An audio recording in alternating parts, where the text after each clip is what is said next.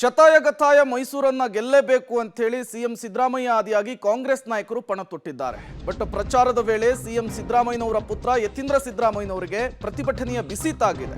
ನಂಜನಗೂಡು ತಾಲೂಕಿನ ಮಲ್ಲಾಪುರ ಗ್ರಾಮ ಪಂಚಾಯಿತಿ ವ್ಯಾಪ್ತಿಯಲ್ಲಿ ಘಟನೆ ನಡೆದಿರುವಂತಹದ್ದು.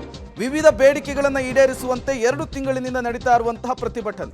ಕಾರ್ಖಾನೆಯವರು ನಮ್ಮ ಮಾತನ್ನ ಕೇಳ್ತಾ ಇಲ್ಲ ಅಂತ ಹೇಳಿ ಪ್ರತಿಭಟನೆಯನ್ನ ಮಾಡಿದ್ದಾರೆ.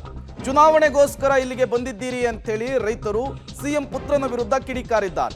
ತಂದೆಯವರ ಗಮನಕ್ಕೆ ತರ್ತೇನೆ ಅಂತೇಳಿ ಈ ಸಂದರ್ಭದಲ್ಲಿ ಮಾಜಿ ಶಾಸಕ ಯತೀಂದ್ರ ಸಿದ್ದರಾಮಯ್ಯನವರು ಹೇಳಿದ್ದಾರೆ. ಇನ್ನೂ ವಿಷಯ ಗಮನಕ್ಕೆ ತಂದಿಲ್ವಾ ಅಂತೇಳಿ ರೈತರು ಆಕ್ರೋಶವನ್ನು ವ್ಯಕ್ತಪಡಿಸಿದ್ದಾರೆ.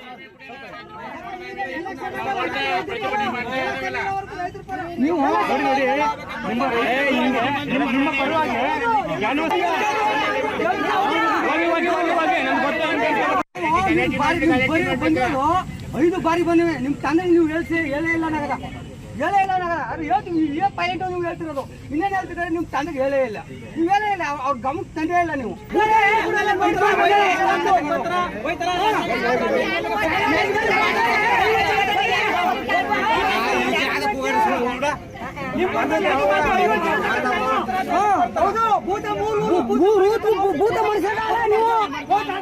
ವರುಣ ವಿಧಾನಸಭಾ ಕ್ಷೇತ್ರ ಚಾಮರಾಜನಗರ ಲೋಕಸಭಾ ಕ್ಷೇತ್ರದ ವ್ಯಾಪ್ತಿಗೆ ಬರುತ್ತೆ. ಸುನಿಲ್ ಬೋಸ್ ಕಾಂಗ್ರೆಸ್ನ ಅಭ್ಯರ್ಥಿ, ಅವರ ಪರವಾಗಿ ಪ್ರಚಾರ ಮಾಡುವಂತಹ ಸಂದರ್ಭದಲ್ಲಿ ಪ್ರತಿಭಟನೆಯ ಬಿಸಿ ಯತೀಂದ್ರ ಸಿದ್ದರಾಮಯ್ಯನವರಿಗೆ ತಟ್ಟಿರುವಂತಹದ್ದು.